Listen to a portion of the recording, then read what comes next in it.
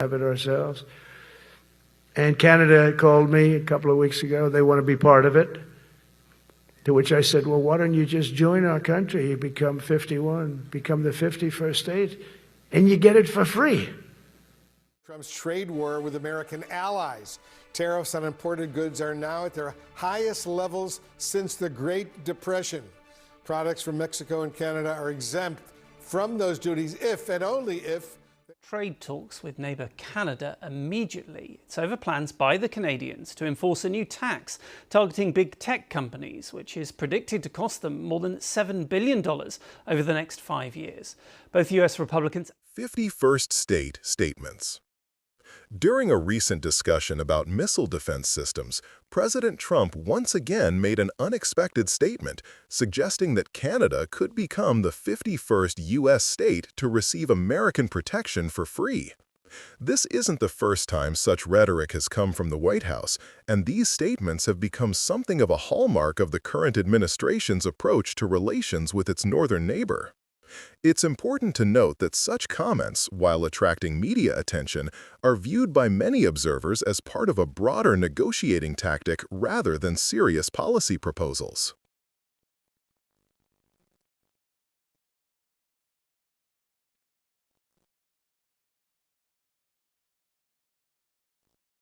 Response from Canadian politicians.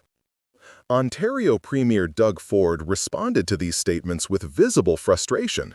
Rather than engaging in public debate, he chose to focus on what Ontario can do independently to strengthen its economic position.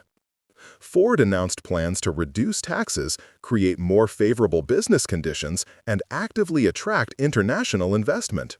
He emphasized that the province has a full pipeline of billion-dollar investments and is positioning Ontario as a safe haven for business amid global uncertainty. Interestingly, Ford also mentioned that even Republican governors privately disagree with some of Trump's decisions but are afraid to speak out publicly against their party leader. This speaks to the complexity of the political situation within the United States itself.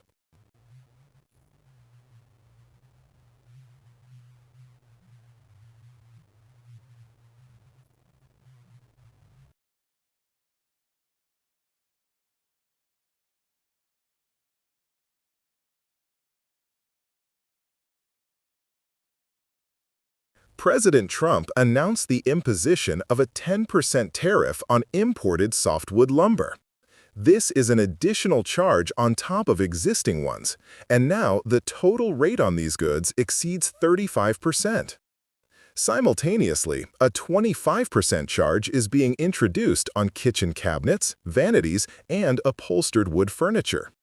The official reason is to support furniture manufacturers in North Carolina who are experiencing difficulties due to international competition. These tariffs are scheduled to take effect on October 14th, with some increases planned for implementation on January 1st. Tariffs on film production. In an unexpected turn, Trump announced plans to impose a 100% tax on films made outside the United States. In a post on the social media platform Truth Social, he stated that film production was stolen from Hollywood, comparing it to taking candy from a baby. This threat was first voiced back in May, but a specific date for implementing the tariff has not yet been announced. It's worth noting that the American film industry has indeed faced difficulties in recent years due to the pandemic, Hollywood Guild strikes in 2023, and wildfires in the Los Angeles area. However, critics point out that modern filmmaking is a complex global process involving digital work across multiple countries, and simply imposing tariffs won't solve the industry's structural problems. Classification as a national security threat. Notably, Canadian furniture and other goods are being classified as a potential threat to U.S. national security. This causes bewilderment among many observers, as the connection between kitchen cabinets and national security is not obvious. This classification, however, provides a legal basis for imposing tariffs under existing American legislation. Upcoming meetings in Washington. Canadian politicians are preparing for crucial meetings in Washington. The Prime Minister is under enormous pressure as he is expected to deliver concrete results on reducing sectoral tariffs that are causing serious damage to key Canadian industries. Canada has already made significant concessions to secure these negotiations. Abandonment of digital services taxes, cancellation of retaliatory counter-tariffs. Political analysts warn that if the Prime Minister returns from Washington without tangible results, it will be perceived as a political failure. The opposition will certainly use this to criticize the government.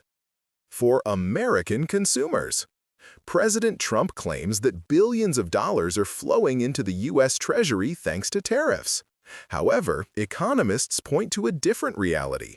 The actual costs are borne by American consumers, not foreign companies or governments. Specific examples of price increases. Housing costs have risen by $15,000 to $20,000.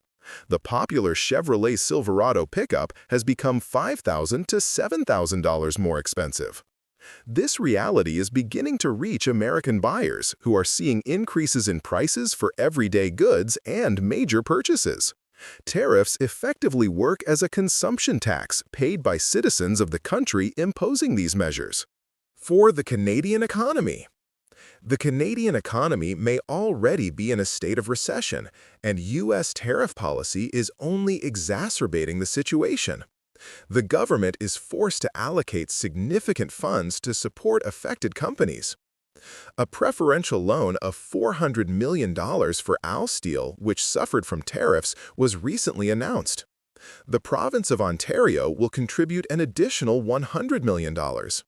This and other support contributes to what officials call a substantial deficit in the upcoming November budget. Budget problems. Opposition leader Pierre Poilievre is using the situation to criticize the government, citing the parliamentary budget officer's characterization of the deficit as very troubling, staggering, shocking, and unsustainable.